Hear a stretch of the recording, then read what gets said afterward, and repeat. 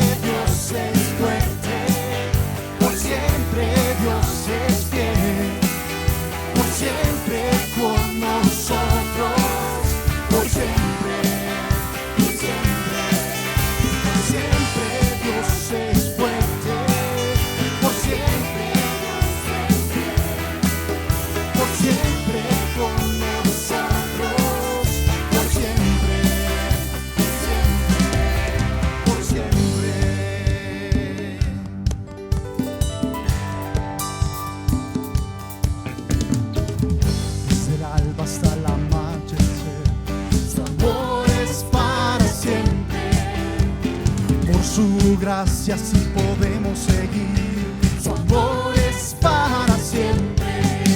Cantar, cantar, queremos cantar, cantar. Por siempre Dios es fuerte, por siempre Dios es fiel, por siempre con nosotros, por siempre y siempre. Por siempre Dios es fuerte, por siempre Dios es fiel, por siempre con nosotros, por siempre y siempre, por siempre. Quiero que usted le diga conmigo este día a Él, porque Él es fiel y Él es poderoso. Dígale: su amor es para siempre. Bien fuerte, vamos. Su amor es para siempre. Hagan una declaración, vale, dígale. Su amor es para siempre. Su amor es para siempre. Con toda su fuerza, vamos. Su amor es para siempre. Su amor es para siempre. Y su amor es para siempre. Su amor es para siempre. Vamos, cantar, cantar, queremos cantar, cantar. Por siempre tú eres fuerte, por siempre tú eres fiel, por siempre con nosotros, por siempre y siempre.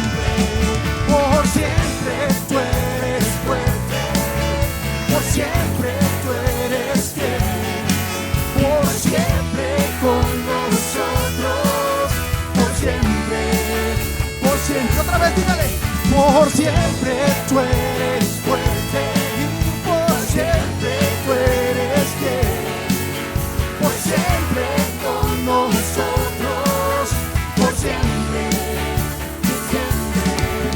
Por siempre, por siempre y por siempre con nosotros, por siempre. Si usted cree que Dios ha sido fiel con usted, denle un aplauso de gloria. El Señor le bendiga este día.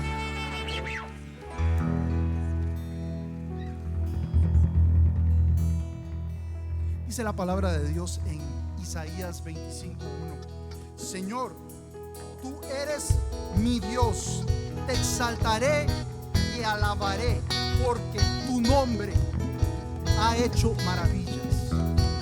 ¿Cuántos creen que el Señor ha hecho maravillas?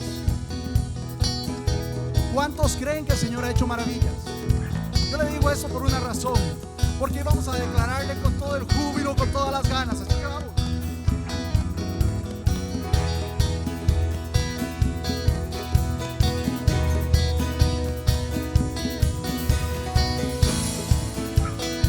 Eres poderoso. Abre mis ojos, oh Cristo, abre mis ojos, te pido, yo quiero verte. yo quiero verte. Abre mis ojos, oh Cristo, abre mis ojos, te pido, yo quiero verte, yo quiero verte y contemplar tu majestad y el resplandor de tu gloria. Derrama tu amor y poder cuando cantamos santo, santo, y contemplar tu majestad y el resplandor de tu gloria.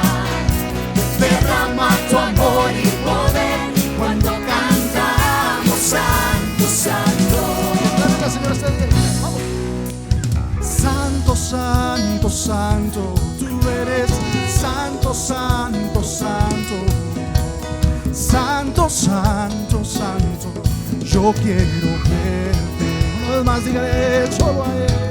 Santo, santo, santo, santo, santo, santo, santo, santo, santo, yo quiero verte. Levante su voz en esta noche diciendo: abre mis ojos, oh Cristo, abre mis ojos, te pido, yo quiero verte, yo quiero verte. Abre mis ojos, oh Cristo, abre mis ojos, te pido, yo quiero verte, yo quiero verte y contemplar tu majestad y el resplandor de tu gloria. Derrama tu amor y poder cuando cantamos santo, santo, y contemplar tu majestad y el resplandor de tu gloria. Derrama tu amor y poder cuando cantamos santo, santo, santo, santo, santo, santo, santo, santo, santo, santo, santo, yo quiero verte. Que se escuche esta iglesia diciendo: santo, santo, santo, santo, santo, santo, santo, santo, santo, yo quiero ver. Otra vez, vamos iglesia, decláralo: santo, santo, santo, santo, santo, santo, santo, santo, santo, santo, yo quiero verte. Una vez más: santo, santo, santo, santo, santo, santo, santo, santo, santo, yo quiero verte y contemplar tu majestad y el resplandor de tu gloria. Derrama tu amor y poder cuando cantamos santo, santo, y contemplar tu majestad y el resplandor de tu gloria. Derrama tu amor y poder cuando cantamos santo, santo, y contemplar tu majestad y el resplandor de tu gloria. Derrama tu amor y poder cuando cantamos santo, santo, y contemplar tu majestad y el resplandor de tu gloria. Derrama tu amor y poder cuando cantamos santo, santo, santo, santo, santo, santo, santo, santo, santo, santo, santo, yo quiero verte. Santo, santo, santo, santo, santo, santo, santo, santo, santo, yo quiero verte. Santo, santo, santo, Santo, santo, santo. Santo, santo, santo, yo quiero verte. Dígale una vez más a Él. Santo, santo, santo, Tú eres santo, santo, santo. Santo, santo, santo, yo quiero verte.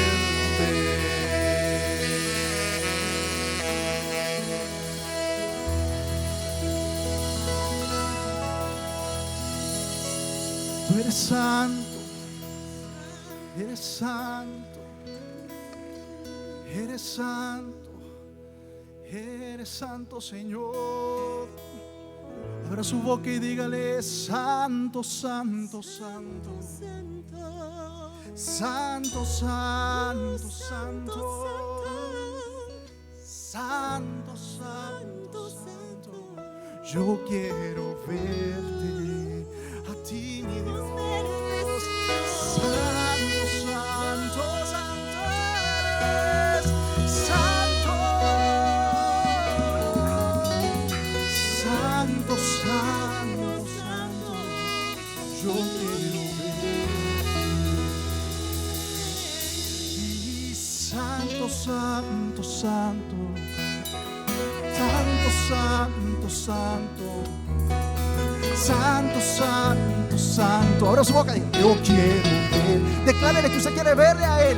En fe, dígale: santo, santo, santo. Tú eres santo, santo, santo. Tú eres santo, santo, santo. Queremos: yo quiero ver. Y una vez más, dígale: santo, santo, santo. Tú eres santo, santo.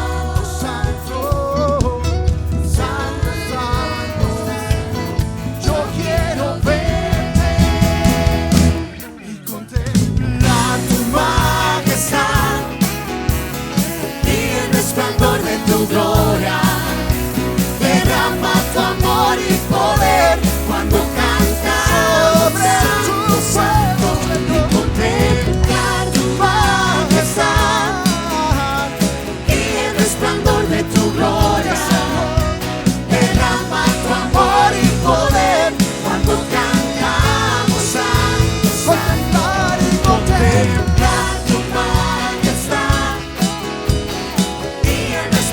de tu gloria, derrama tu amor y poder cuando cantamos. Declárale una vez más, dígale: contemplar y contemplar tu majestad y el resplandor de tu gloria, derrama tu amor y poder cuando cantamos santo, santo. Santo, santo, santo. Santo, santo, santo. Santo, santo, santo. Yo quiero verte. Santo, santo, santo. Santo, santo, santo. Santo, santo, santo. Yo quiero verte.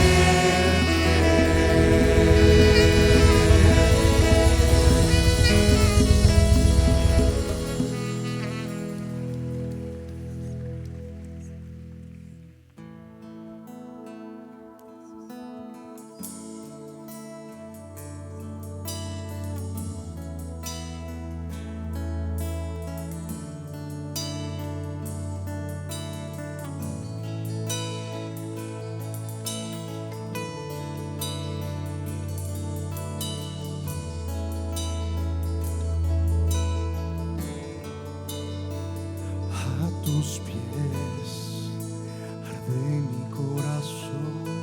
Que su voz y dígale: a tus pies entrego lo que soy. Es el lugar de mi seguridad, donde nadie me puede enseñar. Me perdonaste, me acercaste a tu presencia, me levantaste y postro a adorarte. No hay lugar más alto, más grande que estar a tus pies, que estar a tus pies. No hay lugar más alto, más grande que estar a tus pies, que estar a tus pies. A tus pies arde mi corazón, a tus pies entrego lo que soy. Es el lugar de mi seguridad, donde nadie puede señalar. Me perdonaste, te acercaste a tu presencia, me levantaste y hoy me postro a adorarte. No hay lugar más alto, más grande que estar a tus pies, que estar a tus pies. No hay lugar más alto, más grande que estar a tus pies, que estar a tus pies.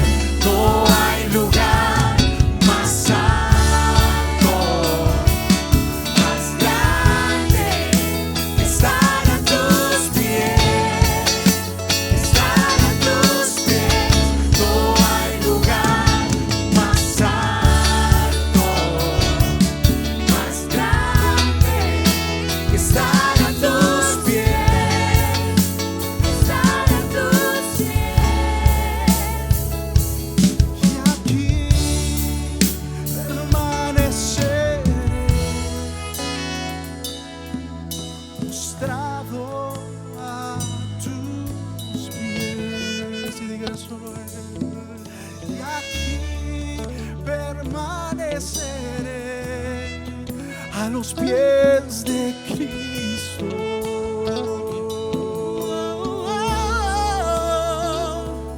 Y aquí permaneceré postrado a tus pies. Y aquí permaneceré a los pies de Cristo. Declare una vez más, solo a Él quiere. Y aquí Permaneceré postrado a tus pies. Y aquí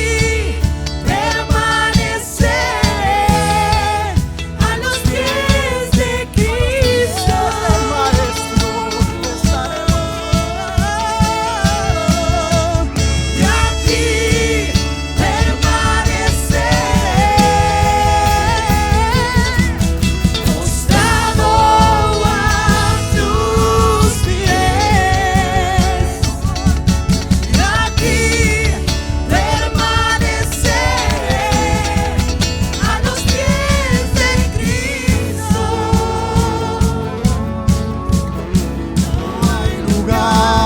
Maestro,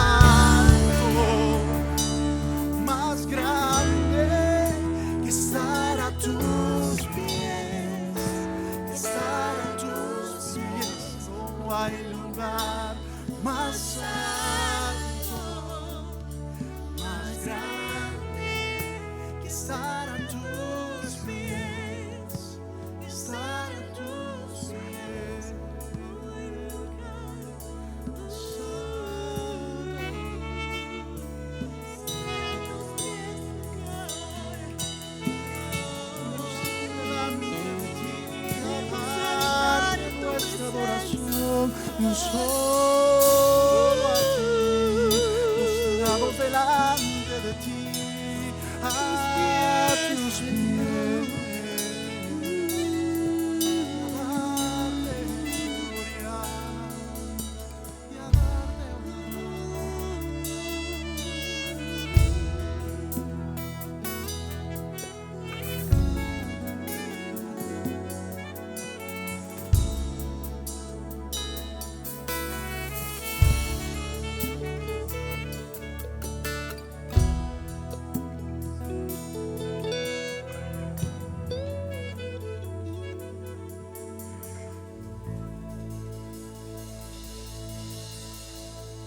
parece para declararle al Señor esto?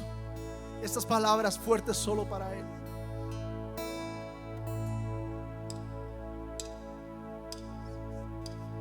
Al que está sentado en el trono, al que vive para siempre, sea la gloria, sea la gloria, sea la honra y el poder, y al que está sentado en el trono, al que vive para siempre y siempre, sea la gloria, sea la honra y el poder, sea la gloria, sea la honra y el poder, sea la gloria, sea la honra y el poder, sea la gloria, sea la honra y el poder. Quiero conocerte cada día más, a ti, estar en tu presencia y adorar.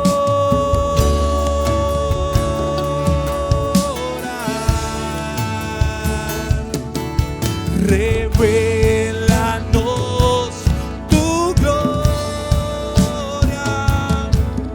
deseamos ir mucho más en ti, queremos tu presencia,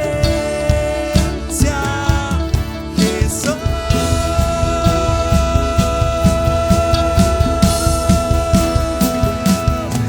Y al que está sentado en el trono,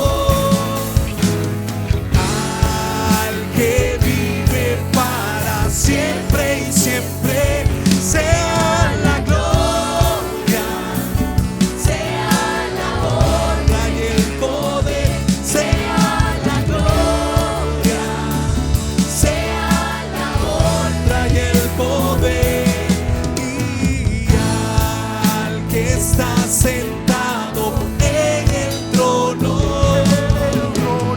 al que vive para siempre y siempre, sea la gloria, sea la honra y el poder, sea la gloria, sea la honra y el poder, sea la gloria, sea la honra y el poder, sea la gloria, sea la honra y el poder, sea la gloria,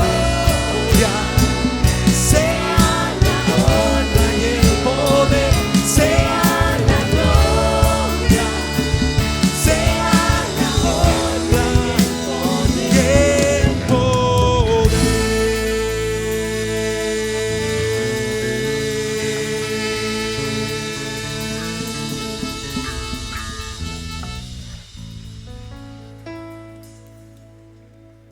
El Señor es fiel. Él siempre ha sido fiel con nosotros. Su fidelidad nos persigue.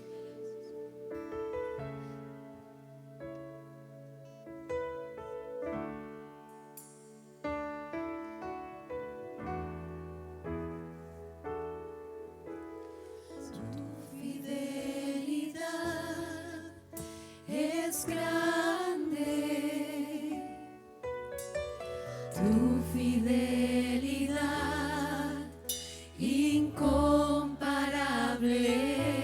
es, nadie como tú, bendito Dios, grande es tu fidelidad. Dígale a Él, declare Declárele en este momento una vez más. Dígale.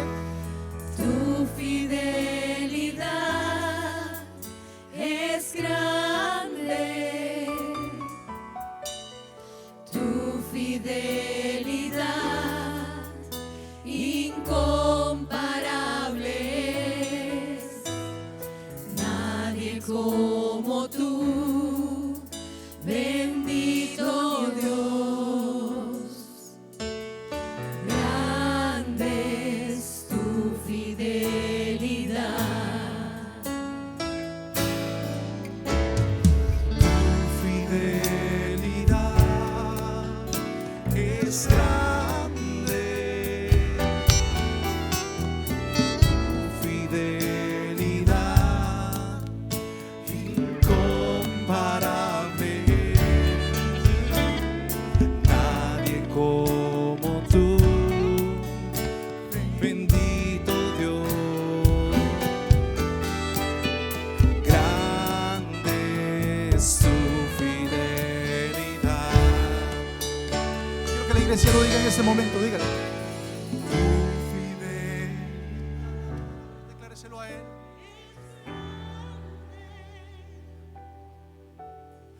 Tu fidelidad incomparable. Nadie como tú, Señor. Bendito Dios. Grande es tu fidelidad. Tu fidelidad Es grande. tu fidelidad incomparable. Nadie como tú. Nadie como tú, bendito Dios. Grande es tu fidelidad. Una vez más declárele a él. Tu fidelidad es grande. Tu fidelidad incomparable. Nadie como tú, bendito Dios. Grande Es tu fidelidad. grande es tu fidelidad. Oh Señor, grande es tu fidelidad. Grande es tu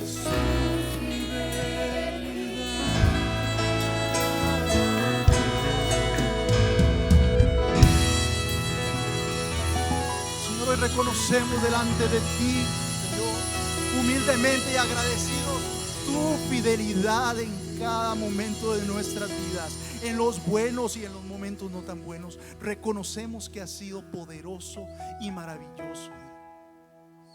Hoy venimos delante de tu altar. Venimos a entregar, Señor, nuestra ofrenda y pedimos que sea recibida de una manera especial para ti. Traemos, Señor, nuestro recurso de lo mucho que nos has dado. Señor, independientemente de toda circunstancia, venimos con agradecimiento. Señor, recibe desde el fondo de nuestro corazón, Señor, y el recurso que traemos, Señor, como una ofrenda de olor fragante a ti este día, reconociendo tu fidelidad en cada uno de nosotros.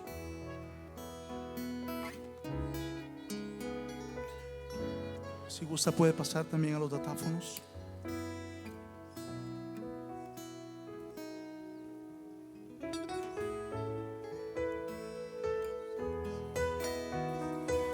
Y abra su boca una vez más y declárele solo a Él, porque yo sé que usted sabe en qué momentos Dios lo ha sacado y ha sido fiel con usted.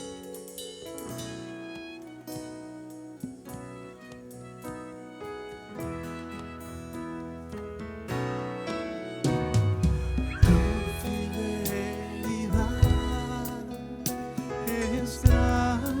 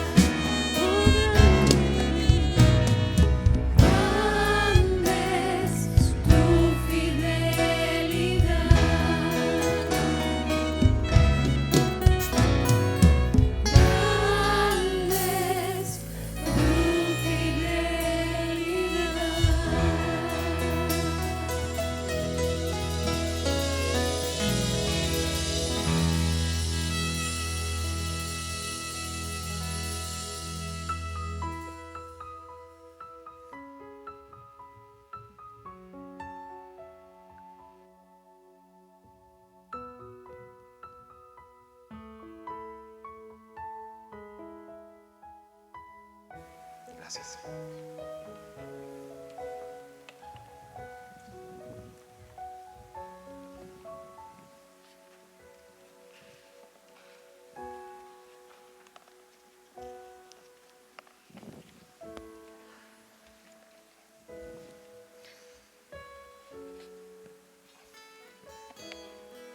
Qué fidelidad tan grande es la de nuestro Dios. Buenas noches, amada familia. Me encanta llamarlos amada familia porque qué amados somos. Y somos una familia al fin y al cabo. Vamos a disponernos, antes de empezar nuestra enseñanza, a recordar aquel día memorable que cambiaría nuestras vidas y la historia de la humanidad. Y les voy a pedir que se pongan de pie para celebrar, como siempre lo hacemos, la Cena del Señor. Una forma simbólica, pero que sencillamente resume todo. Resume el Evangelio de la gracia de Cristo. Y dice la palabra que en aquel día, reunido con sus discípulos en el aposento alto, cuando era la hora, se sentó el maestro a la mesa con sus apóstoles y les dijo: cuánto he deseado comer con vosotros esta Pascua antes de que padezca, porque os digo que no la comeré más hasta que se cumpla en el reino de Dios. Y habiendo tomado la copa, dio gracias y dijo: tomad esto y repartidlo entre vosotros, porque os digo que no beberé más del fruto de la vid hasta que el reino de Dios venga. Y luego tomó el pan y dio gracias y lo partió y les dio diciendo: este es mi cuerpo que por vosotros es dado, y haced esto en memoria de mí. Podemos tomar el pan.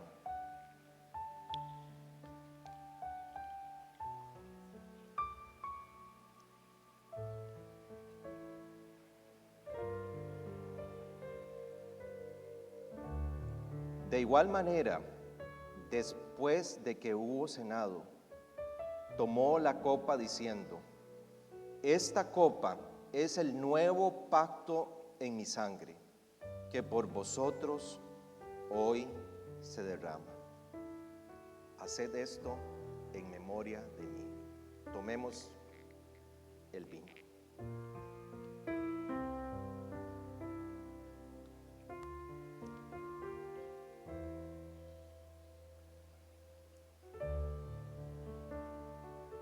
Pueden sentarse, amados.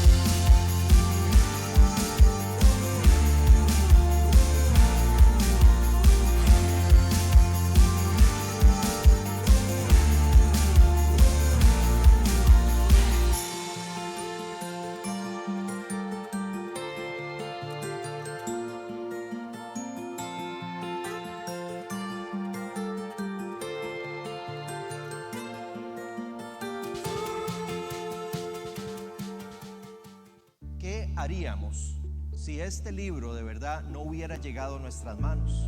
Probablemente ninguno de nosotros aquí estaríamos reunidos y probablemente nuestra vida no hubiera sido transformada.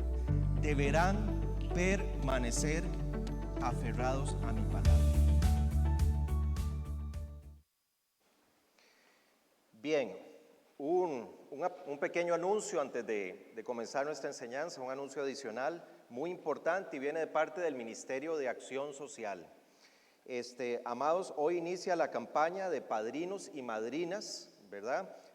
Para llevar juguetitos nuevos a niños de escasos recursos. Fíjense que hicimos un convenio con un pastor de Avangares, en donde él tiene 5 comedores que da de comer, desayuno, almuerzo y cena a niños de escasísimos recursos, allá en el pueblo de Avangares. Y entonces vamos a estar colaborando con ellos. Afuera del templo hay un kiosquito en donde pueden recibir información de cómo ser padrino o madrina de uno de esos niños.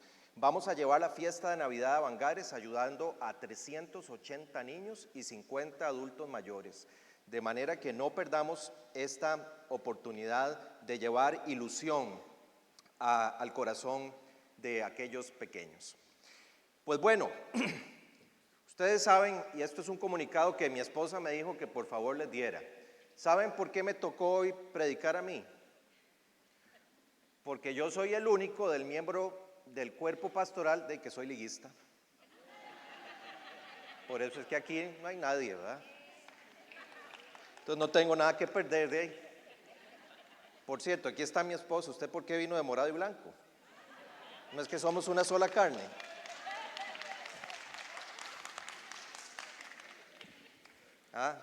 No ve qué apoyo. Bueno, amados, hoy vamos a darle la honra y la gloria a nuestro Señor a través de la joya más extraordinaria, como lo vimos la vez pasada, que es las Sagradas Escrituras. Esta va a ser nuevamente, como siempre, la gran protagonista del día de hoy. Y antes quisiera saludar, antes de comenzar, a las personas que nos visitan por primera vez.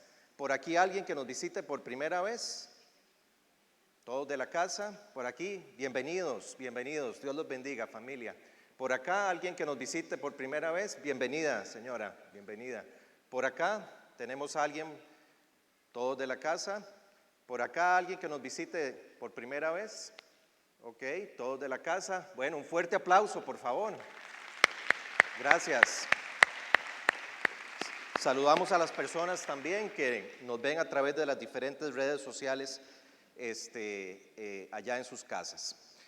Pues bueno, es muy importante aclarar lo siguiente. Esta es la segunda parte, ¿verdad?, de una enseñanza que la dividimos en dos por lo vasto que es este tema.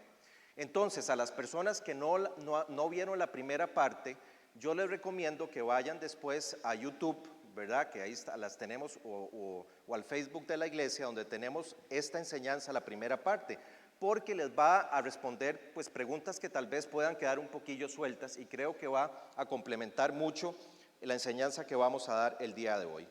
Hoy vamos a ver el poder transformador de las Sagradas Escrituras desde un punto de vista cultural, porque la semana pasada vimos cómo transformó, ¿verdad?, la humanidad desde el punto de vista espiritual, pero hoy vamos a adentrarnos al área cultural. Y voy a empezar con una reflexión que el filósofo prusiano del siglo XVIII, Immanuel Kant, hacía sobre las Sagradas Escrituras. Vean qué interesante lo que decía Kant. La existencia de la Biblia como texto para el pueblo es el más valioso bien que posee el género humano. Todo intento de menospreciarla constituye un crimen contra la humanidad. ¿Y saben qué es lo más sorprendente de esto? Que Kant no era cristiano. De alguna manera, él sabía que había un poder transformador a través de las Sagradas Escrituras. Y hoy vamos a hablar de eso. Esta enseñanza, el Espíritu Santo me ha puesto que esta enseñanza ojalá que llegue a jóvenes en sus etapas finales ya de colegio, jóvenes universitarios, pero a todo el público en general. ¿Y saben por qué? Porque se han alzado tiempos en donde se nos dice que nuestra fe cristiana es una fe ignorante, es una fe irracional, ¿no es cierto? Y prácticamente se nos dice que la fe y la razón y la ciencia son diametralmente opuestas. Pero yo hoy quiero decirles que eso es falso y lo vamos a ir viendo a través de la palabra. Se nos dice que este libro, eso es lo que se les dice a los jóvenes universitarios, este es un libro más. Jóvenes, hoy les digo que y se van a dar cuenta con hechos, no es un libro más. Este libro es una palabra viva y eficaz que penetra hasta lo más profundo del alma y del espíritu y transforma el conocimiento humano. Y finalmente transforma vidas individuales, pueblos y naciones enteras, como lo vamos a ver el día de hoy. Vean qué bello el Proverbio 2, versículo 6, lo que dice. Porque el Señor da la sabiduría, conocimiento y ciencia brotan de sus labios. Brotan de sus labios. Es decir, que de su palabra, o sea, acá, que está contenida únicamente acá, por supuesto, van a brotar la ciencia, el conocimiento y la sabiduría. Y van a ver cómo así sería con los hechos históricos que vamos a ver el día de hoy. Vamos a hacer un poquito de resumen para recordar algunos aspectos. Recuerdan ustedes, como vimos la semana pasada, que hasta el siglo IV, ¿verdad? Desde el siglo I, cuando se funda el cristianismo, hasta el siglo IV, realmente este cristianismo preservó una doctrina, ¿verdad? Que se basaba en el Evangelio, se basaba en la palabra del Señor, lo que Cristo había dicho: deberán permanecer en mi palabra si quieren ser verdaderamente mis discípulos. Este cristianismo, cuando llega el siglo IV y el Imperio Romano adopta el cristianismo como su religión oficial, ¿qué sucedería? Que iría adoptando filosofías, sobre todo de la antigua Grecia, sería influenciado por filosofías greco-romanas, y toda esa pureza que habían preservado los apóstoles se iba a ir diluyendo poco a poco. Y esto es importante porque cuando estalla la Reforma Protestante el 31 de octubre de 1517, cuando Lutero pega las 95 tesis, como lo vimos en la iglesia de Wittenberg, ¿qué sucede? Que uno de los llamados es que este libro, después de estar oculto 1000 años a la humanidad, al pueblo, porque así lo había dictaminado la iglesia de Roma, debía devolvérsele al pueblo. Este libro debía de llegar nuevamente a impactar pueblos y naciones, ¿verdad? Y entonces, ¿qué pasa? Bueno, arranca la Reforma Protestante y recuérdense que gracias a la imprenta y a las traducciones bíblicas se empieza sencillamente este libro a dispersar como pan caliente por toda Europa. Pero por supuesto, ¿qué sucede? Que el legado espiritual de la Reforma, ¿recuerdan cuál fue el legado espiritual? Las 3 olas iniciales: solo por la Escritura conocemos al Señor, solo por gracia solo somos salvos, y solo Jesucristo como único Señor y único mediador entre Dios y los hombres, ¿verdad? Entonces, ¿qué pasa? Que esto a la iglesia romana sencillamente no le calzaba, no podía adoptar este legado espiritual y había que combatirlo de alguna manera. Y entonces llegaría el Papa Pablo III, tengo que darles esta referencia histórica, que en 1545 decide hacer un concilio, una asamblea con las altas jerarquías de la iglesia romana, para precisamente ver cómo se combatía, cómo se aplastaba el legado o las doctrinas de la Reforma Protestante. Apúntelo ahí, 1545. Entonces tenemos la Reforma y tenemos el Concilio de Trento. El Concilio de Trento, repito, fue una asamblea que se hizo en la ciudad de Roma, la ciudad de Trento, perdón, en el norte de Italia, ¿verdad? En donde fueron 3 concilios que duraron desde 1545 a 1562. Y en resumen, sencillamente todo aquello por lo cual doctrinalmente y espiritualmente la doctrina había luchado, sencillamente el Concilio de Trento diría no. la salvación no sería solo por gracia, de ahora en adelante tendrían que abocarse a sacramentos dados por la iglesia, 7 por cierto, ¿verdad? Había que llevar rituales, obras, o sea, había mérito humano que la persona tenía que tener para poder salvarse en este sentido. El Concilio de Trento también dijo que, bueno, no solo la Escritura sería la única norma objetiva para conocer a nuestro verdadero Dios. También la tradición, reafirmó que la tradición, ¿verdad? A través de la iglesia era necesaria para conocer a Dios. Y finalmente, bueno, y por cierto, y entonces eso hizo que, como ustedes recuerdan, la Biblia se le cerrara al pueblo, ¿verdad? Porque ellos dijeron, no, nosotros somos los únicos que podemos interpretar correctamente las Sagradas Escrituras, no el pueblo. Y sencillamente, otra cosa es que la Biblia no se iba a traducir más que al latín, como ustedes recuerdan, la Vulgata Latina. Entonces, eso fue lo que dictaminó el Concilio de Trento, aparte de que ya no iba a ser solo Cristo mediador, sino que había una serie de mediadores humanos, santos, y bueno, el Papa como puente entre Dios y los hombres, y eso reafirmaba la figura papal de poder. Esto es muy importante, amados, porque nos va a explicar lo que viene a continuación. Y lo que viene a continuación es que Europa se divide.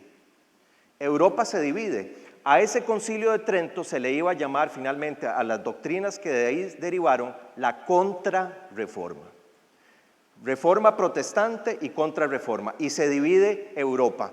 En los países que que abrazaron la reforma tenemos Alemania, Inglaterra, Suiza, Suecia, Holanda, Dinamarca, Hungría y Escocia.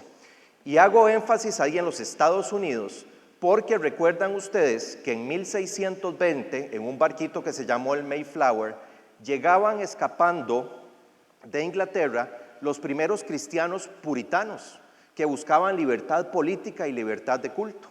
Y ellos llegan, ¿qué? Con una Biblia en la mano. Es decir, llegan bajo el concepto de sola gracia, sola escritura y solo por Cristo, ¿verdad? Y esto van a ver ustedes la importancia que tiene. En su contraparte, los países que quedaron bajo la cobertura de la contrarreforma, o sea, donde la Biblia se le cerró al pueblo, eran España, Francia, Portugal e Italia. Y ahí, por supuesto, hacemos una línea donde llevamos a España hacia Latinoamérica, pues por supuesto, porque España, bueno, Portugal en menor grado, pero España pues conquistaría prácticamente la mayoría de los territorios latinoamericanos, incluido nuestro país. Entonces, reforma protestante, al pueblo se le entregó la Biblia, se abrieron. Contrarreforma, la Biblia cerrada al pueblo. Quedando eso claro, entonces, ahora sí, esto iba a traer, amados, una transformación increíble para un lado y para el otro que vamos a ir discutiendo, porque el impacto cultural que llevaría una y otra nos va a revelar a nosotros hoy el poder realmente transformador de las Sagradas Escrituras.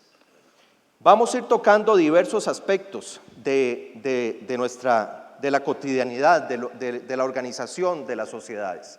Y el primero que quiero ver con ustedes es precisamente qué pasó con la visión del trabajo, en un lado y en el otro. Y se los voy a explicar de esta manera. Como ya hablamos, los países que adoptaron la contrarreforma en el siglo XVI quedaron bajo la Iglesia romana, que estaba fuertemente influenciada por la filosofía grecorromana. Y vean qué interesante, porque la filosofía, sobre todo de Aristóteles, decía lo siguiente: hay grados de trabajo, ¿verdad? Hay trabajos más dignos, hay trabajos menos dignos y hay trabajos indignos. ¿Qué era el trabajo de mayor dignidad bajo esta visión filosófica? Bueno, ahí no lo puse, los monárquicos, por supuesto, los militares y los eclesiales. De hecho, para las familias de aquel tiempo, el tener un sobrino o un hijo de arzobispo era toda una cosa, pero no tanto por algo pastoral, me explico, era por un asunto de clase social, ¿verdad? Entonces, se estratifican los trabajos en cuanto a dignidad. En menor grado venían los trabajos seculares profesionales, ingenieros, médicos, etcétera, ¿verdad? Y sencillamente los trabajos manuales eran considerados indignos. Había un desprecio hacia el trabajo manual. Carpintería, pesca, labrar la tierra, agricultura, ganadería, en fin. Todo eso se veía de esa manera. Y esto tendría un tremendísimo impacto, por supuesto, en los países de la Contrarreforma, donde entonces, por supuesto, la calidad, ¿verdad?, del trabajo pues no sería la adecuada. Y sobre todo, desde el punto de vista religioso, vean qué interesante. Vean el concepto que se tenía del trabajo en aquel tiempo. El trabajo es un castigo de Dios, producto de la caída. Es decir, en resumen, el trabajo es un mal necesario. Y esto permeaba la cultura laboral de aquellos países que abrazaban la Contrarreforma. Ahora, ¿qué pasó en la Reforma? ¿Qué pasó en la Reforma? Bueno, llega la Reforma y la Biblia se abre al pueblo. Y entonces el pueblo empieza a leer, por ejemplo, lo siguiente. Nada más desde el Génesis, capítulo 2, versículo 15, vean lo que decía el Señor acerca del trabajo. Tomó pues Jehová Dios al hombre y lo puso en el huerto del Edén para que lo labrara y lo guardase. Qué interesante, tan solo ese versículo impactaría a los reformadores de esa época y al pueblo en general. Porque ¿qué decía aquí la palabra? No, un momento. Antes de que el pecado entrara al mundo, en Génesis 3, ya Dios había dicho que el trabajo iba a bendecir al ser humano. Era una bendición. Ahí no había ocurrido la caída y ya Adán había sido encomendado de labrar y guardar. Y por cierto, era un trabajo manual. ¿Qué cosas? Había que labrar la tierra, ¿verdad? Y esto empieza a cambiar la cosmovisión totalmente de los pueblos que abrazaron la Reforma, ¿verdad? Pero no solo eso, vean qué interesante, porque abrían la palabra y se topaban que Pablo en Colosenses 3, versículo 23, decía esto: trabajen de buena gana en todo lo que hagan, como si fuera para el Señor y no para la gente. Entonces, imagínense ustedes el impacto que esto traía.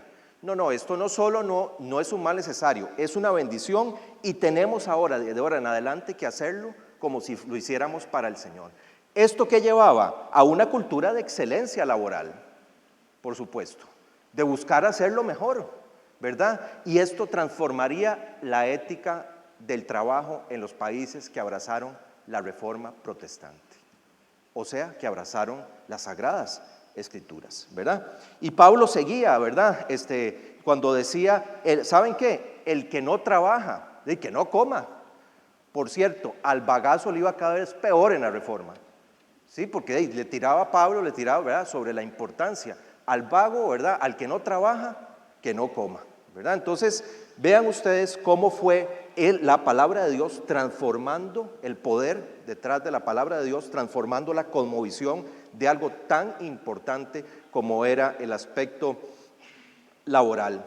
Y qué lindo la luz que traía la palabra de Dios, porque le decía a los pueblos, ¿saben qué? El Señor no le importa tanto el trabajo que usted haga.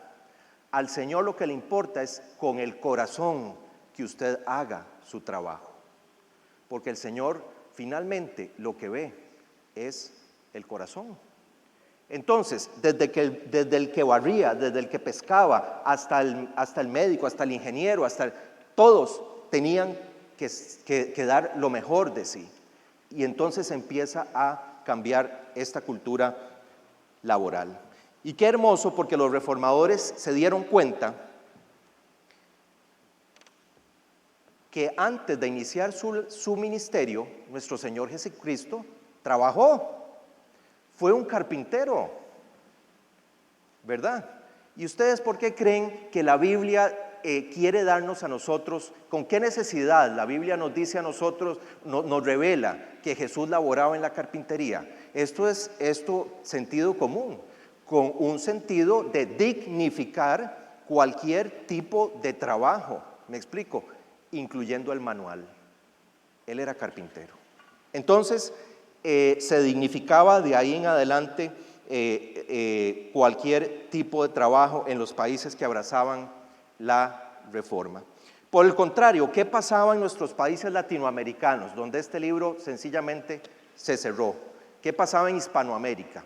Bueno, sencillamente se seguía viendo tristemente al trabajo, repito, como un mal necesario. Y fíjense ustedes que la crisis fue tal que para el siglo XVIII, cuando todavía éramos colonias españolas, inicios del siglo XVIII, no nos habíamos independizado, fíjense ustedes que la inoperancia institucional y la vagabundería era tal que el rey Carlos III de España manda un edicto pidiéndole a los gobernadores de las colonias aquí españolas que por favor le dijeran al pueblo que el trabajo era honroso, no importa, porque él se dio cuenta que no podían seguir bajo esa cultura, ¿verdad? El trabajo era honroso y dignificaba al ser humano.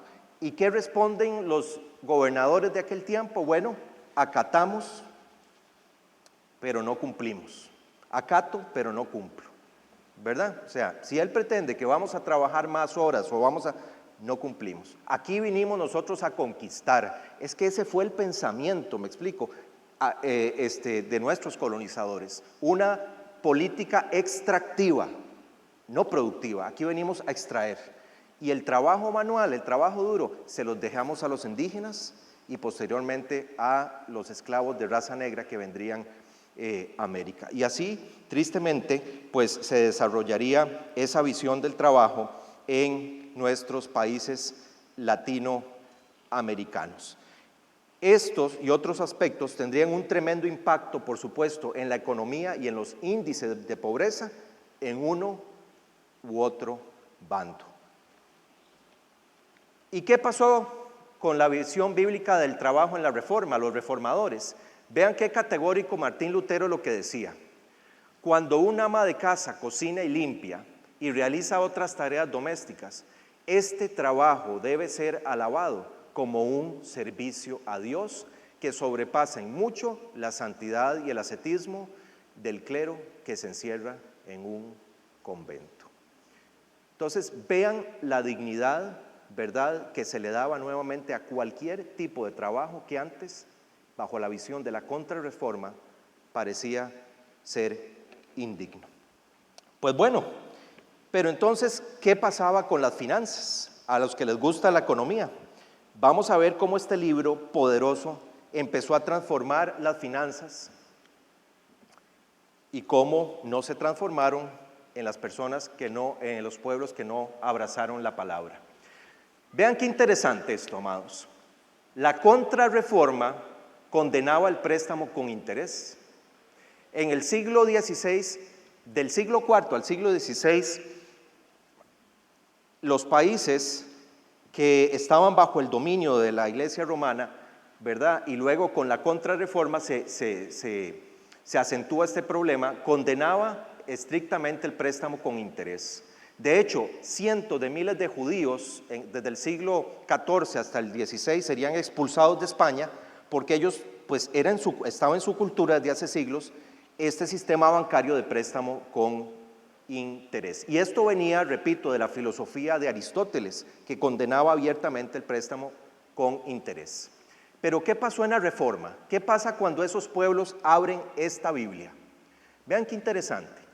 Empieza a pasar tres cosas en cuanto a las finanzas. Número uno, empiezan a leer versículos como el Proverbio 22:7, ¿verdad? Que hay que tratar de evitar la deuda, ¿verdad? ¿Por qué?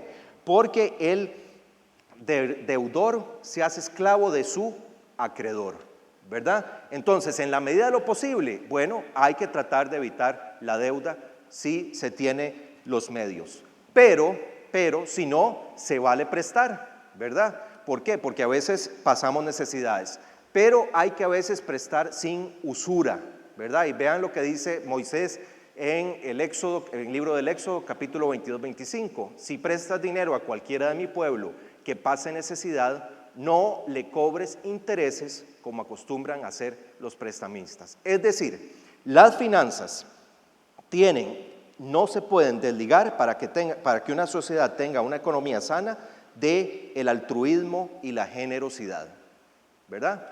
Pero, número 3, qué interesante, aquí viene el punto, el interés no es pecado tampoco. Fíjense ustedes en la parábola de los talentos, no tengo tiempo para desarrollarla toda, la pueden ir a ver en el Evangelio de Mateo, pero el Señor Jesucristo daba este ejemplo, son palabras de Cristo. Pero el amo le respondió: siervo perverso y perezoso, si sabías que cosechaba lo que no sembré y recogía lo que no cultivé, ¿por qué no depositaste mi dinero en el banco? Al menos hubiera podido obtener algún interés de él. Qué interesante, ¿verdad? Porque la Reforma, a través de la Escritura, comprendió que para que una economía floreciera, se debía instaurar un sistema bancario con los principios bíblicos, ¿verdad? Estos principios precisamente, ¿verdad? Y las consecuencias económicas para un lado y para el otro, mis amados, como ya vamos a ver, serían extraordinarias, ¿verdad? Veríamos el poder de la palabra de Dios en las finanzas. Qué interesante, fíjense ustedes que para el siglo XVI, España era la nación más poderosa y potente y próspera de Europa. Cuando estalla la Reforma, España era el país más potente de Europa. Fíjense ustedes que a unas décadas de que estalla la Reforma, no crean que a siglos, a unas cuantas décadas, de repente los países que quedaron en la Reforma, o sea, que abrieron la Biblia y fueron entendiendo que había que instaurar un sistema bancario basado en este libro, fueron prosperando vertiginosamente. Y esto fue extraordinario porque naciones pequeñas como Dinamarca, Escocia, Suecia, Suiza, que pues nadie daba un 5 por ellas, de repente empiezan a emerger y empiezan a sobrepasar al país ibérico. Y de hecho, España no volvería a tener nunca más la hegemonía que tuvo hasta el siglo XVI. Quedaría de ahí en adelante rezagada. Qué interesante, mis amados, de que ya para el siglo XVII, miren, los mejores economistas y banqueros de Europa eran todos cristianos de corte protestante. Es decir, y no porque fueran muy inteligentes, no, es que este libro de alguna manera había dado una cultura de mayordomía financiera tan extraordinaria, ¿verdad? Que entonces empezaban a florecer esas economías. Los recursos económicos cambiarían precisamente el destino de esas naciones que abrazarían las Sagradas Escrituras.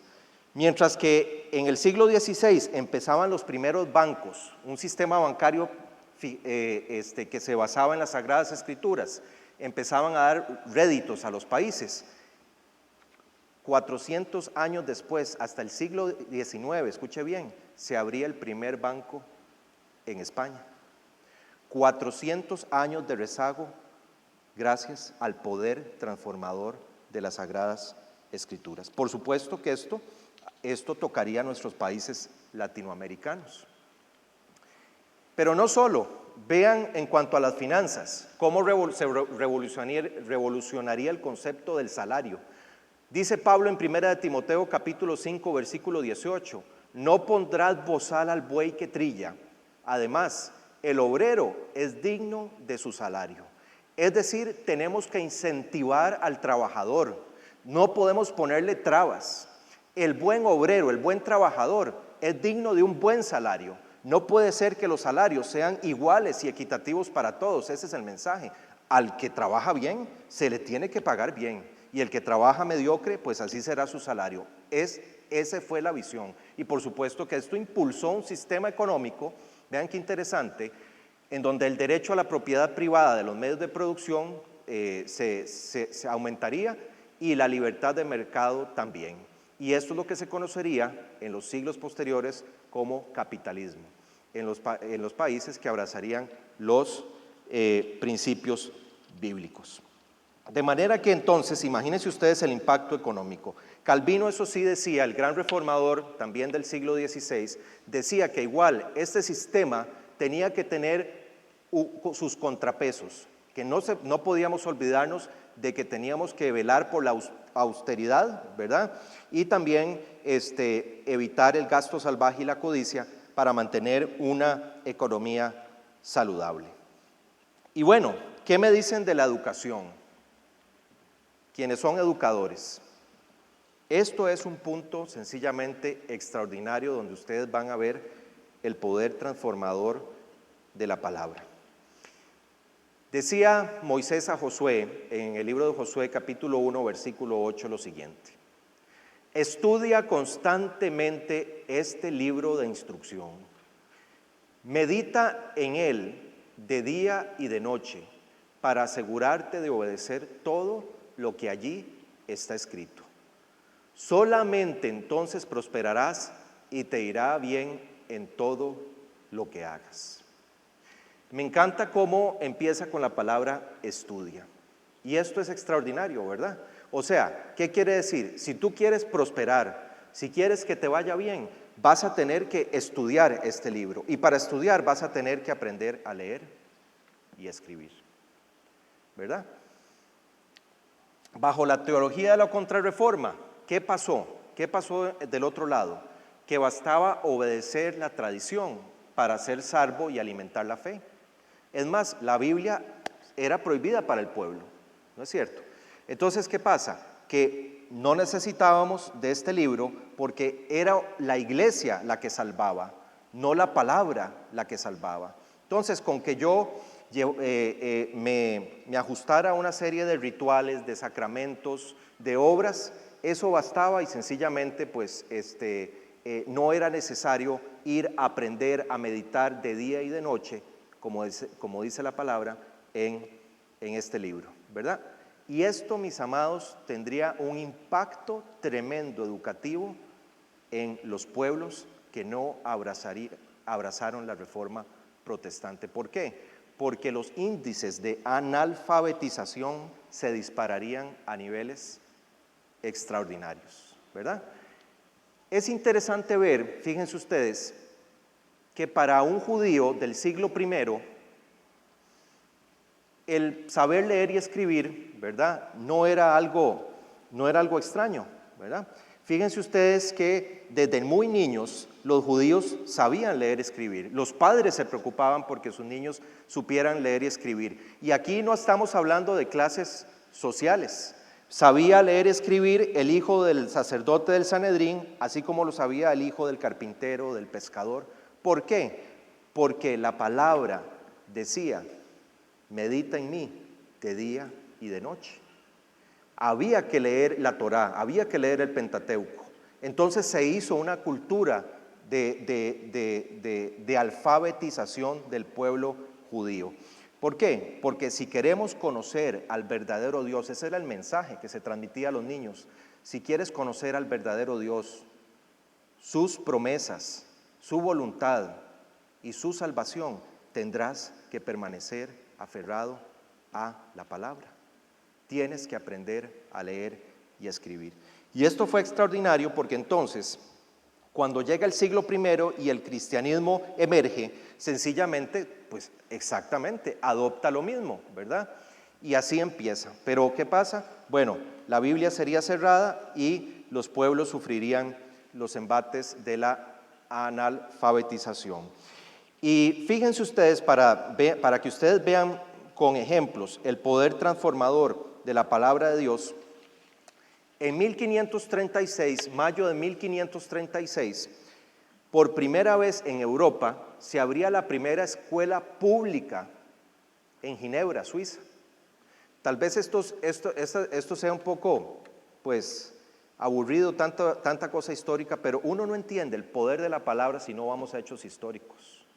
Tenemos que ver la historia para ver el poder transformador de este majestuoso libro. 1536, a escasos 15 años de que estalló la reforma, se abría la primera escuela obligatoria pública en Ginebra, Suiza, país que abrazó la reforma. 1547, Juan Calvino abre la primera universidad, siempre en Suiza, en Ginebra, ¿verdad? Que a solo 5 años ya contaba con 1,200 estudiantes. Esto era sencillamente extraordinario. Para que ustedes tengan una idea, mis amados, la primera universidad pública aquí en España, por cierto, y en Latinoamérica, no se abría hasta mediados del siglo XIX, 300 años aproximadamente después de que estos países, reformados por el poder de la palabra, transformaban la educación. Cuando los peregrinos del Mayflower se bajan en las costas de Massachusetts, en Estados Unidos, 1620, oigan bien estas cifras, el 80% de los hombres y mujeres sabían leer y escribir. Esto es a través de la palabra. El 80%, tan solo porque había que leer la palabra y saber escribirla. En el siglo XIX, inicios del siglo XIX, en Hispanoamérica, España y países latinoamericanos, solo el 10% de la población sabía leer y escribir. Gracias al poder transformador de la palabra de Dios. Imagínense esto entonces, lo que significaría en términos educativos, económicos, índices de pobreza y todo lo demás. No es casualidad que 15 años después de que aquellos peregrinos bajaran del Mayflower, del barco en Massachusetts, el 8 de septiembre de 1636, aquellos cristianos puritanos fundaran una universidad que se conocería como la Universidad de Harvard. Posteriormente abrirían Yale y Princeton, fundadas por cristianos puritanos todas. No es casualidad que las 10 mejores universidades actualmente en el mundo, 8 de ellas estén en el país norteamericano. Y las 2 restantes, por cierto, están en Inglaterra, otro país que abrazaría la reforma protestante. 86% de los premios Nobel de Ciencia están en países de corte protestante. ¡Qué maravilla! Ciencia. Para quienes les gusta la ciencia, vean qué interesante lo que pasa con la ciencia. En la Contrarreforma, la ciencia quedó a expensas de la aprobación de la Iglesia Romana. Ustedes saben que se formulan tribunales, y esto es muy importante entenderlo, en donde se realizó un tribunal, no solo en la Inquisición, sino el índice de libros prohibidos, en donde todos los científicos tenían que presentar sus aportes, ¿verdad?, sus descubrimientos, para que la Iglesia los aprobara. Cientos de miles de libros, como ustedes saben, fueron quemados en hogueras y, por supuesto, sus científicos serían censurados. Entre ellos, por supuesto, como vemos aquí, el gran astrónomo italiano Galileo Galilei, que incluso se las vería con la Inquisición y bueno, saldría finalmente bien librado, pero vendría restringido. Y así sería, así quedarían los países de la Contrarreforma, ¿verdad? Bajo el yugo de un sistema que sencillamente le cerraba las puertas a la Biblia y por ende le cerraba las puertas a la ciencia. En contraparte, vean lo que pasó cuando los pueblos empiezan a abrir las Sagradas Escrituras. Vean qué belleza lo que empieza a hacer la palabra en este campo. Empiezan a leer versículos como el de Pablo en Romanos capítulo 1, versículo 20, donde dice lo siguiente: porque las cosas invisibles de Él, su eterno poder y deidad, se hacen claramente visibles desde la creación del mundo, siendo entendidas por medio de las cosas hechas, de modo que no tienen excusa. Luego, veían el Salmo 8, por ejemplo, y decía la palabra: cuando miro el cielo de noche y veo la obra de tus dedos, la luna y las estrellas que pusiste en su lugar, me pregunto, ¿qué son los simples mortales para que pienses en ellos?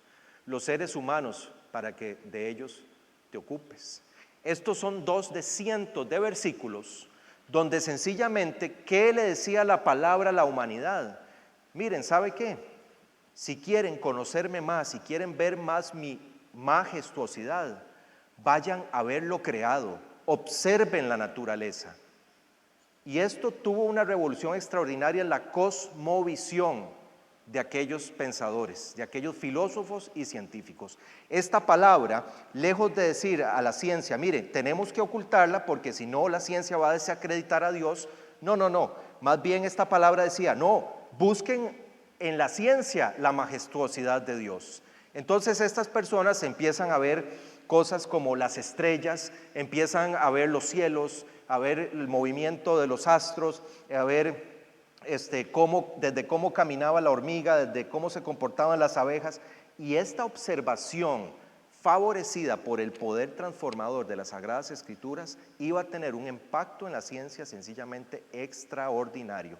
Había que liberar la ciencia. ¿Por qué? Porque la ciencia nunca iba a contradecir a Dios. Eso lo sabían los reformadores. La ciencia iba a confirmar la majestuosidad de Dios. Y si no, vean lo que empieza a pasar. Apenas en el siglo XVI, pocos años de estallada la Reforma, Francis Bacon, el gran filósofo, científico y teólogo, amados, cristiano inglés, establece nada menos y nada más que el método científico para aquellos a los que les gusta la ciencia. Y esto cambiaría la historia de la ciencia. Porque Francis Bacon, al postular el método científico, hace que estalle ¿qué? La revolución científica. La revolución científica. La reforma a través de la palabra hizo que estallara la revolución científica. Y entonces, de manera como un efecto dominó, empieza a brillar una serie de personajes históricos del mundo de las ciencias, guiados por las Sagradas Escrituras, como por ejemplo Johannes Kepler, que revolucionaría sencillamente en forma extraordinaria la astronomía y las matemáticas de aquel tiempo, o Robert Boyle, ¿verdad? El gran científico que nos ayudaría ayudaría a traducir, mis amados, las Sagradas Escrituras al turco y que sencillamente sería considerado como el fundador de la química moderna. En el tercer lugar tenemos a Isaac Newton, por ejemplo, nada más para ponerles un ejemplo, nada menos y nada más que el padre de la física moderna, ¿verdad? El que postuló la ley de la gravitación universal, cristiano de pies a cabeza, escribiría más tratados de teología que de ciencias, para que ustedes tengan una idea. Pero ahí no paraba, salía John Dalton, que postulaba la teoría atómica moderna, y finalmente Michael Faraday, ¿verdad? Michael Faraday impulsaría lo que es las leyes del electromagnetismo. Y hoy, gracias a los descubrimientos de Faraday, ¿sabe qué puede usted gozar? Del celular, de internet, de ordenadores de cómputo, gracias a los descubrimientos. Y esto, mis amados, solo por el poder transformador de la palabra de Dios. Solo pude poner esos, pero aquí podríamos pasar 3 días de los científicos que de ahí, desde el siglo XVI, exponencialmente fueron sencillamente impulsados a través de las Sagradas Escrituras. Y esto sería extraordinario. ¿Y qué pasaría en los países de la Contrarreforma? Pues pasaría un rezago de años, hasta nuestros días. De ahí podemos entender por qué los grandes descubridores, por qué los grandes premios Nobel vienen de países que abrazaron generalmente la Reforma protestante. 86% de los premios Nobel de países que abrazaron la palabra de Dios. La moral. Vamos a hablar de la moral y de la ética. Y esto es extraordinario. En la teología de la Contrarreforma, en la teología de la Iglesia romana, el pecado, recuerdan ustedes, se dividió en 2. Y esto es muy importante para que vean lo que una teología puede transformar las culturas. Habían pecados veniales y habían pecados mortales, ¿verdad? Es decir, se estratifica el pecado en grado de severidad. La palabra venial quiere decir una conducta que se opone ligeramente a la ley. Una conducta que se opone ligeramente a la ley. Y el gran problema de esto es que el robo, el hurto y la mentira quedaron como pecados que se oponían ligeramente a la ley. Y esto traería consecuencias devastadoras para los pueblos que quedarían con esta cosmovisión. ¿Por qué? Porque esto favorecería una cultura de corrupción en todos los países hispanoamericanos, ¿verdad? Que afectaría a toda Latinoamérica hasta nuestros días. Y bueno, yo creo que es evidente que, pues, yo creo que todos tenemos claro cómo la corrupción hoy en día es el flagelo que más desangra a nuestros países latinoamericanos. La corrupción de nuestros políticos, ¿no es cierto? A través del hurto, de la mentira, del buscar solo el bienestar propio. Pero el problema es que esta cosmovisión no solo llegó a las esferas políticas, esta cosmovisión llegó a todas las clases sociales. Desde el que menos tiene hasta el que más tiene. Y entonces esta cultura nos enseñó que, por ejemplo, y esto yo sé que uno a veces se ríe, pero que saltarse los semáforos en rojo después de cierta hora se vale. Esta cultura nos enseñó que ser impuntuales no está tan malo, ¿verdad? Entonces, mira, es que se me estalló la llanta, ¿verdad? Mira, es que, no sé. Entonces, ¿qué pasa? La impuntualidad es robar el tiempo de los demás, por ejemplo. Somos culturas que adquirieron esto, y esto viene por un trasfondo histórico. El robo, el hurto, que se vio como algo venial, de ahí es parte de la cultura latinoamericana. Mire, por ejemplo, amado, si usted va a un hospital público, y esto me da mucha pena porque yo trabajé en uno de ellos, y va a tener que esperar mucho rato, como probablemente va a tener que hacerlo, le recomiendo que se lleve 2 cosas, por aquello que le den ganas de ir al baño: jabón y papel higiénico. En serio, porque usted no va a encontrar ni jabón ni papel higiénico, aunque el día antes lo hayan puesto. Desapareció, porque así es. Y si usted le agarra un retorcijón y tiene que sentarse, ¿verdad?, un ratico ahí, pues se puede entretener viendo los grafitis de las puertas, ¿verdad? Papillo 98, te amo, Glory, ¿verdad? Sí, vea, sí. Y es cierto, mire, usted se puede deleitar con todo eso, de las historias que ponen ahí, es una cosa increíble. Eso es hurto, eso es la falta de respeto a la propiedad privada y ajena de los demás. Somos culturas que lamentablemente abrazaron. Cuando vamos a votar, ¿qué a veces decimos? Votemos por el menos corrupto, por el menos mentiroso. ¿Cómo es posible? Esta es la realidad cuando este libro, mis amados, se le cierra al pueblo. ¿Qué pasaría en los países que abrazarían la reforma? Vean qué interesante lo que empezaría a pasar, lo que pasaría. Los reformadores se preguntan: ¿podemos minimizar el pecado o estratificarlo ante un Dios santo? ¿Qué dice Pablo? La paga del pecado en singular es la muerte. Ahí no dice, bueno, la paga de algunos pecados o de este pecado y el otro no. No, la paga del pecado es la muerte. Por cuanto todos pecamos, todos estamos destituidos de la gloria de Dios. ¿Cómo podemos justificar un pecado ante un Dios santo? No podemos. Los reformadores empiezan a ver que como el hurto, como la mentira, va a ser un pecado venial si la mentira explica la misma esencia de Satanás. ¿Qué dice el Señor cuando lo describe? Él ha sido asesino desde el principio y siempre ha odiado la verdad, porque en él no hay verdad. Y cuando miente, actúa de acuerdo con su naturaleza, porque es mentiroso y padre de toda mentira. El Señor alertaba del peligro que iba a ser para nuestras vidas individuales, pueblos y naciones, el incurrir en una cultura de mentira, porque era la misma esencia del mal. ¿Cómo podemos justificar que el hurto sea un pecado minimizado cuando es uno de los propósitos que con más ahínco Satanás busca para dañar a la raza humana? El propósito del ladrón, ¿qué es? Robar, matar y destruir. Y entonces sencillamente, mis amados, toda aquella cosmovisión de la cultura, de minimizar la cultura del hurto, de la mentira, del robo, empieza a ser transformada.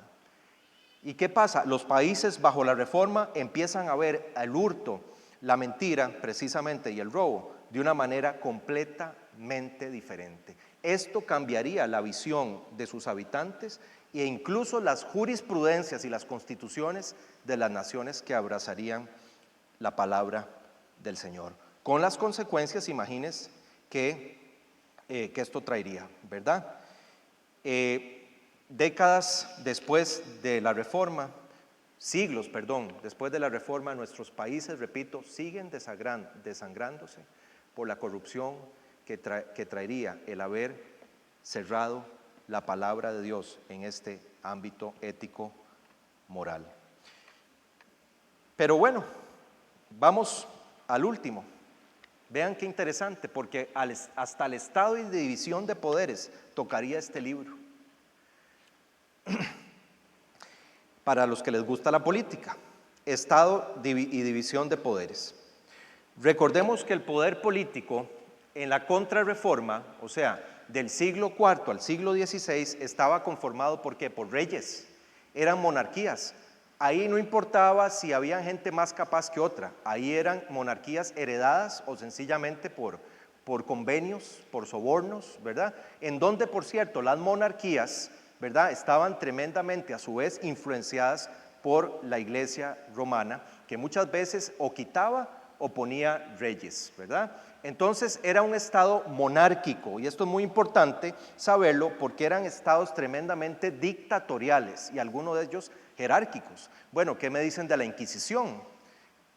¿Verdad? El rey no tenía que pedirle permiso al inquisidor para que éste llevara a la hoguera a alguien que no profesaba la fe religiosa. Entonces era un ejemplo de la tiranía que se empezó, del abuso de poder que se empezó a dar en los países de la contrarreforma, que no abrazaron las Sagradas Escrituras, incluidos el nuestro, por supuesto. ¿Qué pasaría? Que en la reforma, cuando abren la palabra, los reformadores los impacta sobre todo, y esto es hermoso, Jeremías 17:9. Engañoso es el corazón más que todas las cosas, ¿verdad? ¿Quién, y perverso, quién lo conocerá? Leían, por ejemplo, el proverbio que dice: la soberbia precede al fracaso, la arrogancia anticipa la caída. Es decir, ellos se daban cuenta que el acumular el poder en una sola figura humana era tremendamente peligroso, porque el poder marea al ser humano, lo llena de soberbia. ¿Lo ven? Entonces ellos empiezan a decir: no podemos seguir con el sistema monárquico, aquí tenemos que romper con eso, y de ahora en adelante lo mejor va a ser tener un sistema de pesos y contrapesos, ¿verdad? Un check and balance, un sistema de pesos y contrapesos. Y entonces se empieza a formular la división de poderes. Vean hasta dónde llega la influencia de este poderoso libro. Esto es extraordinario. Y empezarían a nacer las repúblicas, amados, que hoy por dicha nos beneficiamos de eso. No vivimos bajo un sistema dictatorial, al menos nosotros por ahora, como otros países de Latinoamérica tristemente lo viven, ¿verdad? Y entonces empezaba un sistema de división de poderes, ¿verdad? En donde claramente Juan Calvino, por ejemplo, el gran reformador francés, definitivamente decía que había que volver a la visión bíblica, ¿verdad? Por ejemplo, en el libro de Jueces, donde el pueblo escogía, ¿verdad? El pueblo escogía, el pueblo de Dios tenía que escoger, era necesario que se fortaleciera. ¿Y a eso qué les suena a ustedes? A democracia. Y la democracia, que por 2000 años para aquella época había estado cerrada, porque se había por primera vez instaurado en Antigua Grecia, en forma muy efímera, nuevamente renacía y florecía, ¿verdad?, la democracia, pero ahora bajo la convicción de que el pueblo escogía, pero tenía que haber un gobierno dividido en poderes, ¿verdad?, para que no hubiera abusos de poder. Pero también qué hermoso, porque los reformadores sabían que el mismo pueblo tenía que cooperar con su gobierno, ¿verdad? No era solo, había una obligatoriedad mutua, ¿verdad? Como lo decía Pablo en Romanos 13, toda persona debe someterse a las autoridades de gobierno, hagan lo correcto y ellas te honrarán. Y bueno, ¿qué pasaría? Que en unas décadas, esta novedosa visión de lo que sería la conformación del Estado, por supuesto, impactaría tremendamente a países jóvenes que nacían aquí en el continente americano, como lo serían los Estados Unidos de América, que gracias a las palabras, a las Sagradas Escrituras, su primera constitución iba a nacer bajo un Estado democrático que respetaría la división de poderes y iban a ser como una república. Ya casi estoy finalizando, pero quiero hacer una reflexión en ese sentido, y es en cuanto a los Estados Unidos. Yo aquí no vengo a alabar a un país ni nada, pero si usted ve la historia, repito, como lo dije antes, va a poder ver el poder transformador cultural de las Sagradas Escrituras.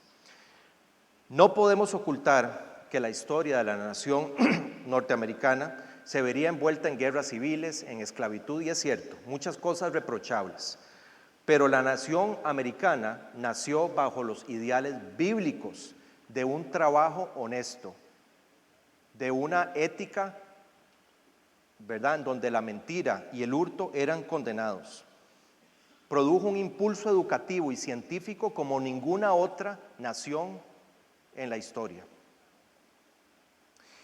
La democracia, si bien es cierta, no perfecta, porque no hay democracias perfectas, pero Estados Unidos nació como una nación que fue ejemplo de democracia y que impactaría directamente a las naciones de Latinoamérica.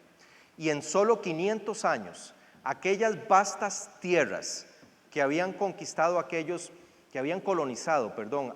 puritanos, aquellos cuáqueros cristianos, se transformaría en el país más próspero y poderoso del mundo. Esto se debe a que eran muy inteligentes, a que eran más capaces que los que quedamos del otro lado de la frontera. No, ahí no me dio raza, amados, no me dio razones de genética, no me dio el clima, no, sencillamente, ¿sabe lo que pasó? Pasó que ahí me dio el poder transformador de las Sagradas Escrituras. Quiero finalizar con una reflexión en ese sentido.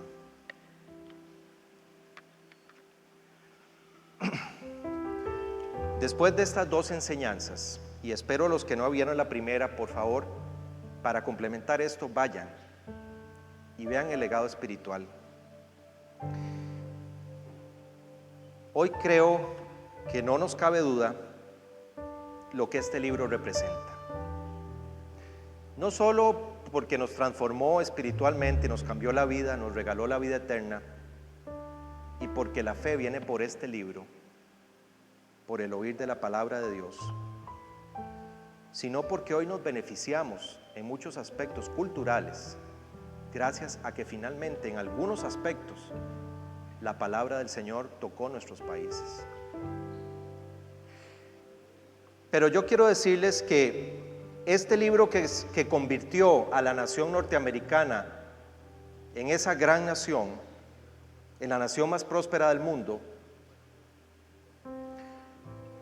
no empezó su transformación en parlamentos, no empezó su transformación en salones de gobierno ni en la Casa Blanca. Este libro transformador empezó su proceso en el seno de aquellas familias de cuáqueros y de cristianos, donde aquellos papás se sentaban en una silla, en un sofá, a meditar y enseñarles a sus hijos la poderosa y eterna palabra de Dios. Fue en el seno de la familia donde cambió la cultura.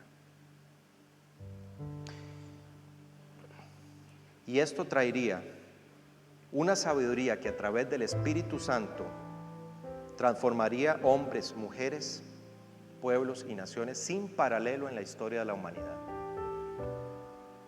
Hoy no puedo finalizar sin antes entonces hacer una advertencia, eso sí. Hoy por hoy la nación más cristiana del mundo, los Estados Unidos, para que nosotros aprendamos de esto, en muchos aspectos han vuelto a cerrar la Biblia y han olvidado su historia e incluso las bases de su propia constitución política.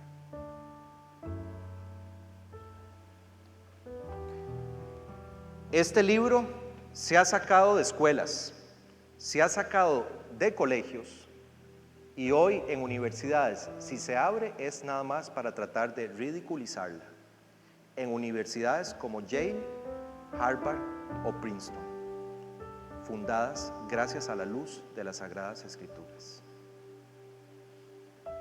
Hoy la nación que defendió la vida con ahínco gracias a la revelación de la palabra de Dios, hoy nos entristece al saber que 60 millones de bebés desde la década de los 60 hasta ahora fueron asesinados en abortorios.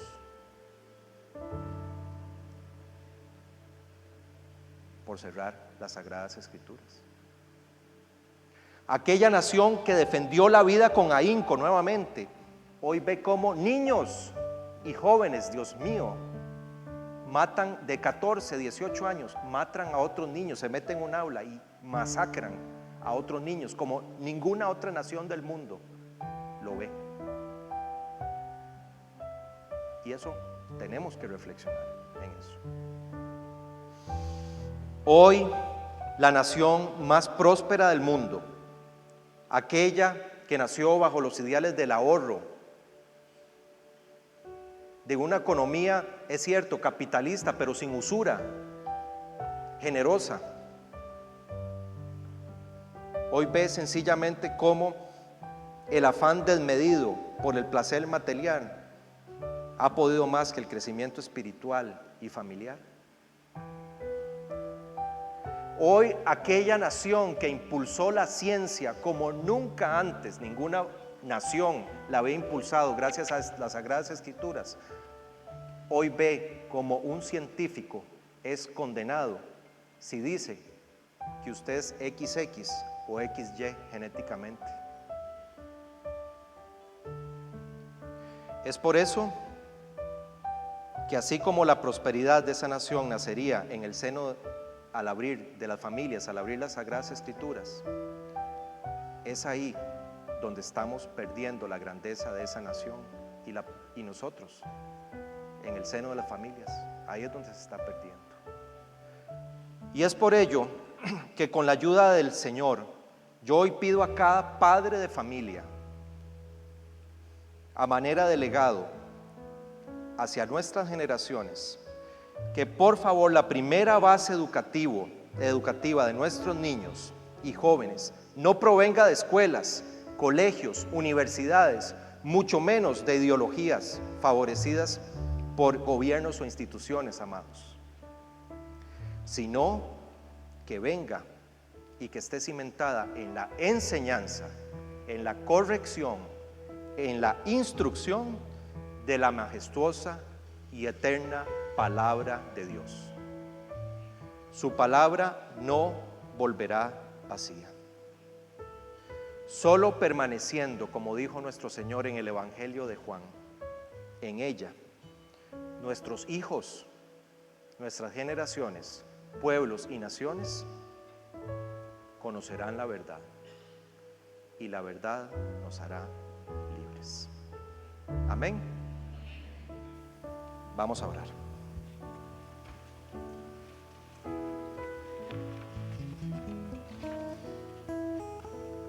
Amado Padre Celestial, hoy te damos gracias, Señor de la historia. Hoy te damos gracias, soberano, porque, Padre, todas estas muestras que tú nos das de números, de historia, revelan primero tu soberanía como dueño y Señor de todo lo que acontece en el mundo.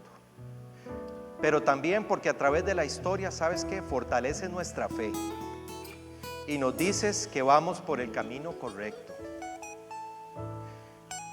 Gracias, Señor, por revelarnos, Señor, a través de tu Santo Espíritu y tu palabra, Señor, la majestuosidad del conocerte, del poderte alabar y honrar cada día, del poder abrir este libro todos los días y meditar en él de día y de noche. Gracias por lo que has hecho a través de este libro en nuestras vidas, cómo nos transformaste, lo que has hecho en nuestras familias, lo que has hecho en nuestros pueblos. Gracias, Padre, porque a través de tu palabra hoy nos beneficiamos en muchos ámbitos: finanzas, ciencia, medicina, economía. Gracias por todo eso, Dios mío, que nunca lo vemos así, pero que es gracias a tu palabra, a tu sabiduría, tu conocimiento.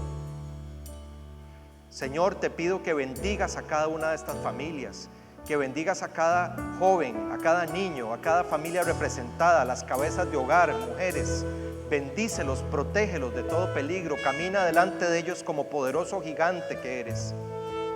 Y Señor, que siempre nos ayudes a permanecer firmes, Señor, en la preciosa, eterna y poderosa palabra de Dios.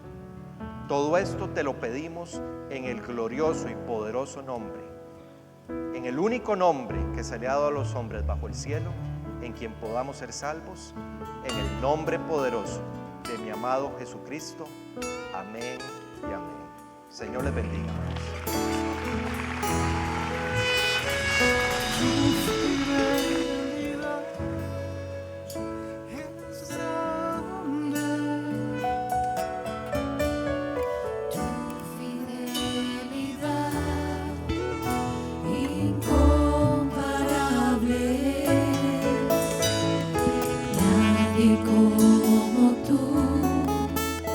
Bendito Dios, grande es tu fidelidad.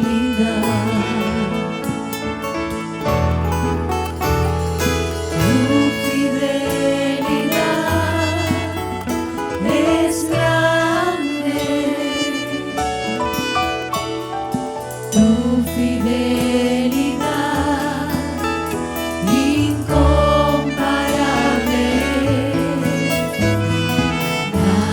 como tú, bendito Dios, grande es tu fidelidad.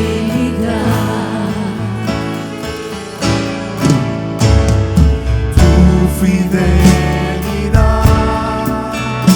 es grande. Tu fidelidad incomparable. Nadie como tú, bendito Dios.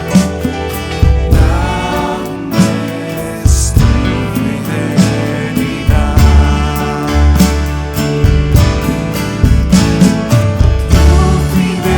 Tu fidelidad es grande. Tu fidelidad incomparable. Nadie como tú, bendito Dios. Grande es tu fidelidad. Y si le quedan fuerzas todavía, dígale una vez más a él. Tu fidelidad es grande. Tu fidelidad incomparable. Nadie como tú, bendito Dios.